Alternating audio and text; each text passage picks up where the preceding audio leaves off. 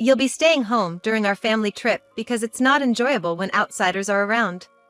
As for souvenirs, if I remember, I suppose I could bring you something. Came the triumphant voice of my mother-in-law over the phone. I was supposed to go on this trip with my in-laws and my husband. Yet, here I was, left behind. Ever since we got married, my mother-in-law, who dotes on her son, never lets a day go by without making a snide remark or nagging me. Stay at home. That's going to be a problem. Upon hearing my response, my mother-in-law laughed as if mocking me. Is that a problem? Poor you. Just think of it as punishment for not listening to my advice. The phone line went dead abruptly. A problem. Not me, but you guys, right? My name is Jessica. A 30-year-old working housewife. I manage household chores and work part-time at the local supermarket. It's been 3 years since I married my husband, Mike. Mike was a coworker at the company I used to work for. Although we belonged to different departments, we were on the same floor and often chatted even before we started dating. What brought us closer was a year-end party at the office. At this cross-departmental gathering, I happened to sit next to Mike. We were already close, so our conversation flowed as usual. Mike excused himself to go to the bathroom at one point, and I was left listening to the lively chatter of the group next to us. That's when a drunken boss from another department started to bother me, persistently urging me to drink more. Not sure how to respond, as he was a boss I rarely dealt with, Mike returned from the bathroom just in time. He glanced at me and the boss, then calmly placed his hands on the boss's shoulders and led him away to another table. After a while, Mike returned to our table alone and asked me, "That guy really can't handle his alcohol, can he? Are you okay?" That was when I began to see Mike in a different light, and I confessed my feelings first, which led to our relationship. Our relationship progressed smoothly from there, and we got married 3 years ago. While we don't have children yet, our relationship as a married couple is solid. Despite the fulfillment of our married life, there is one issue that troubles me. That is my mother-in-law, with whom we are living. Currently, Mike and I are living in his parents' house. When we first got married, we lived in an apartment, but there was a fire in the neighboring unit, and our apartment was also flooded due to the water used in the firefighting effort. We had no choice but to evacuate as the apartment was uninhabitable.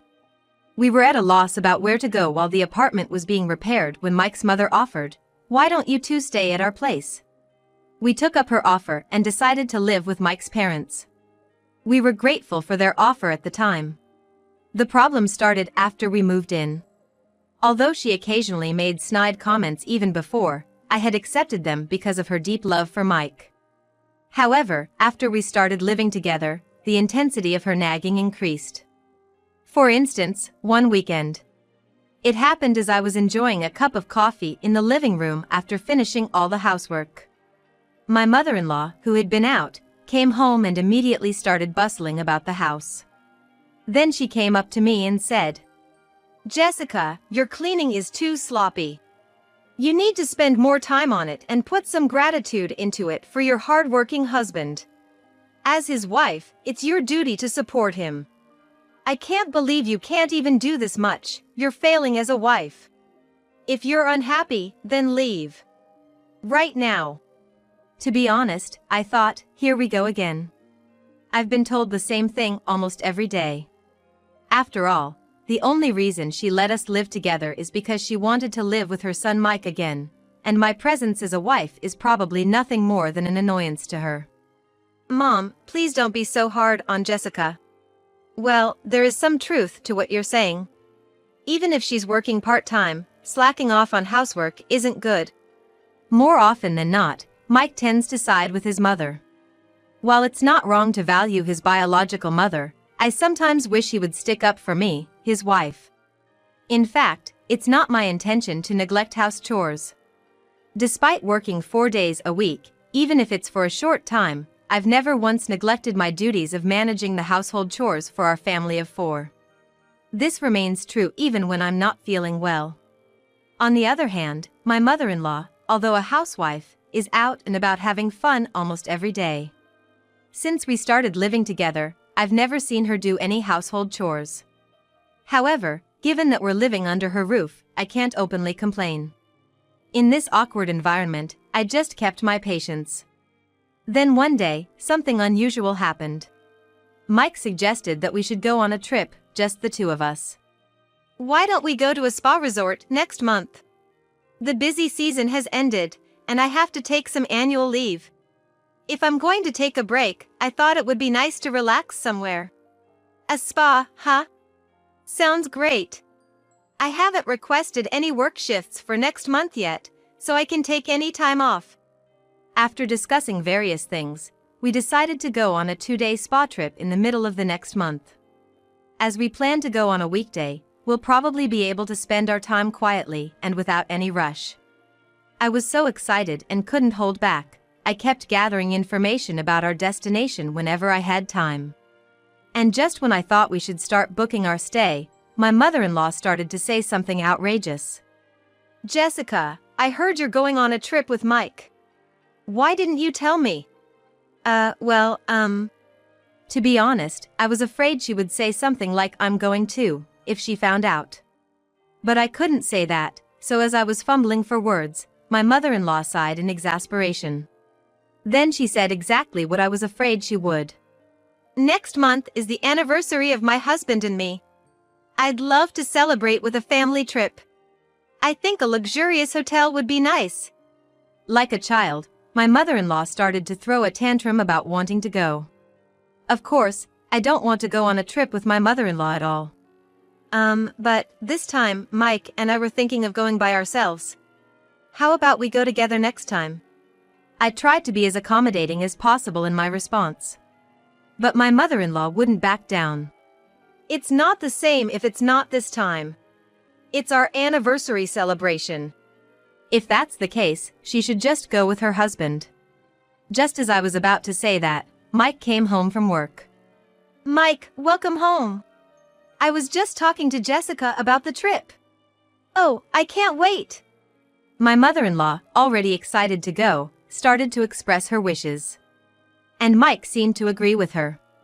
I wondered who let the cat out of the bag about the trip, but with the way things were going, it was probably Mike who told my mother-in-law. Noticing my gaze, Mike looked a little uncomfortable. Mom's really looking forward to it, so let's postpone our trip for another time. It'll be even more fun if we all go together. From the way Mike was talking, it seemed like he'd already decided we were all going on the trip. Then my father-in-law joined in, saying, "A vacation, huh? Sounds like fun." With that, it became impossible for me to refuse going on this trip with the four of us. All right, next time, it's just gonna be the two of us, promise. Although reluctant, I agreed, and Mike gave me a look of relief. I wasn't quite satisfied, but there was nothing I could do about it at this point. At the very least, I decided I would be the one to choose the sightseeing spots we wanted to visit and the local dishes we wanted to eat, so I took on the task of making all the hotel reservations and planning the sightseeing schedule. My mother-in-law dislikes making such preparations, so my suggestions went through without a hitch. Then came the day of the trip. I had packed everything like clothes in my suitcase the day before, so the plan was to get up an hour before departure, have a leisurely breakfast, and then leave the house. I woke up to the sound of my alarm clock and stretched out on the spot. Mike? I then realized that Mike, who should have been sleeping next to me, was not there. Thinking that he might have already gotten up and started preparing, I headed for the living room. But Mike was not in the living room. Not in the bathroom, kitchen, or the front door either. Even my mother-in-law and father-in-law were nowhere to be found. Could it be? With a sinking feeling, I dialed Mike's cell phone. But the call didn't connect. When I called my mother-in-law's phone next, she answered immediately. "Oh, Jessica dear. What's up? Mike can't pick up the phone right now because he's driving." "Driving? Where on earth are the three of you right now?" When I asked that, my mother-in-law replied in a nonchalant manner. "Isn't it obvious? We're on a family vacation. We can't enjoy a family vacation with an outsider around, so you'll have to stay at home. If we remember, we might even get you a souvenir." I could hear my mother-in-law's triumphant voice over the phone. "Stay at home. That's going to be a problem.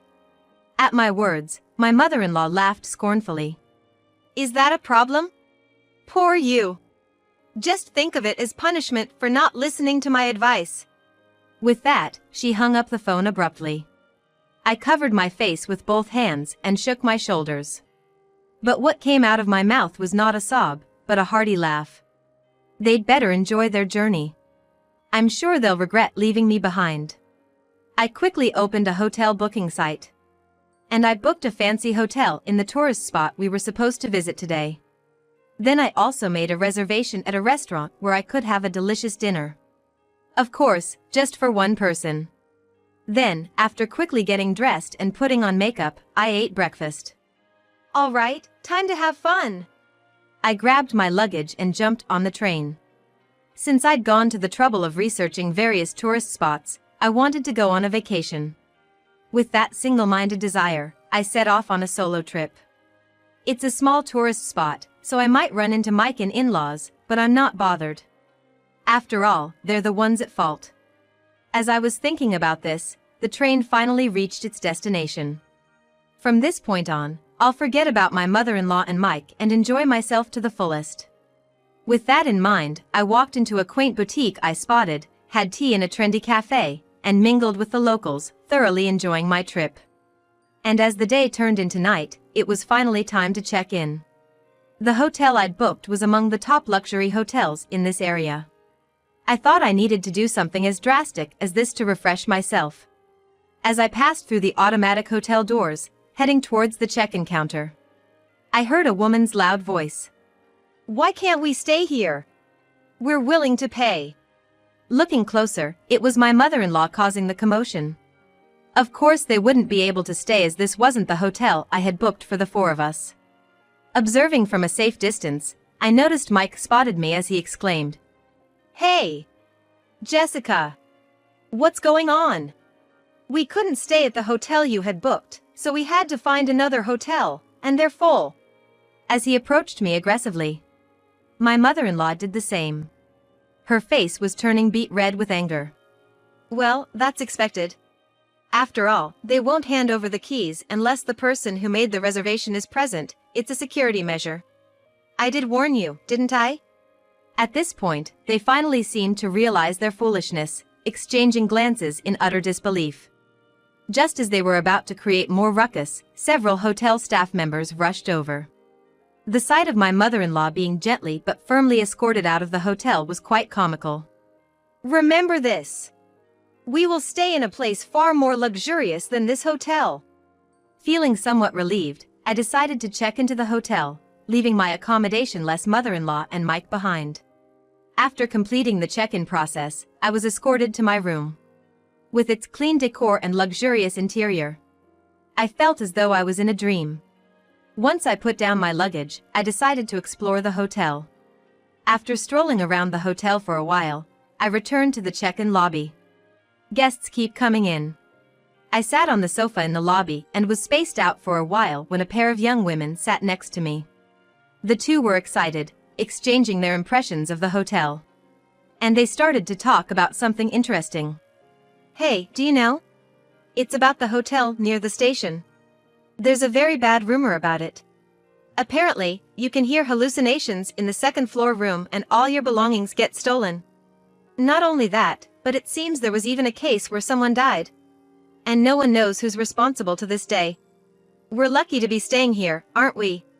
Is that true? But why hasn't anyone been arrested? You would call the police in such a case, wouldn't you? Well, there are rumors that the hotel staff are in on it too. So scary. What a dangerous story. When I casually looked at the time, it was almost time for my dinner reservation. I stood up in a hurry and rushed to the restaurant. I'm so satisfied. After enjoying the dinner, I returned to the hotel. I took a bath, changed into my pajamas, and was watching TV when my smartphone alerted me to an incoming call. Hello. We found a hotel we can stay in. It's super comfortable. Too bad you can't stay here with us. Well, we'll enjoy it twice as much for you, so no worries. It was from my cheerful mother-in-law. Is that so? You're lucky to have found a place to stay on such short notice. When I responded nonchalantly, my mother-in-law continued. Isn't it? It's quiet and easy to spend time because there are hardly any other guests. It's close to the tourist spot and it's a beautiful hotel. I wonder why that is. That's when I realized. Could it be the hotel near the station? That's right. What about it? I remembered the story about the bad reputation hotel I heard in the hotel lobby before I went to dinner. I think you should run. I didn't necessarily believe the rumor was true, but where there's smoke, there's fire. But my mother-in-law laughed off what I said. Are you jealous of us staying at a good place? Well then, be regretful. Bye. Again, my mother-in-law hung up the phone one-sidedly. I didn't feel like calling her back. I gave my advice, and I fulfilled my duty. I turned off my smartphone. I didn't want my relaxation time to be disturbed anymore. After that, I spent a leisurely time and fell into a comfortable sleep. And the next day, after checking out of the hotel, I visited the tourist spots I couldn't go to the day before, and arrived home when the sun was setting. There was light leaking out of the windows of the house. It seemed that the three of them had already returned home. I'm home. I purposely announced my return in my usual tone. When I opened the door to the living room, all three of them started making a fuss at once. I, who was taken aback, managed to calm the three down. Then my mother-in-law started to talk about the incident that happened last night. After the three had gone to sleep, there seemed to be rustling sounds. Then, my mother-in-law reported hearing the noise of someone entering the room.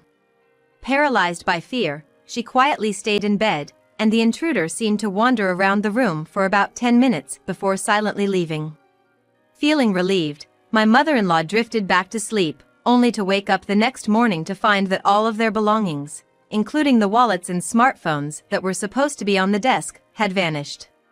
All that was left was the coin pouch and key holder that Mike had put in his jacket's inside pocket. In a panic, they informed the hotel staff, only to be told, please pay for the room at least, and didn't even call the police. The troubled trio used the coins Mike had to make a call from a public phone to a relative living nearby, asking for help. Fortunately, the relative seemed to arrive quickly, covering the hotel charges and somehow getting them back home. They said they would go to the police to report the incident soon, and that's when their anger turned towards me. If only you had told us more seriously to run. We wouldn't have ended up in this situation. That's right. You bear some responsibility for this incident, Jessica. What are you going to do about it?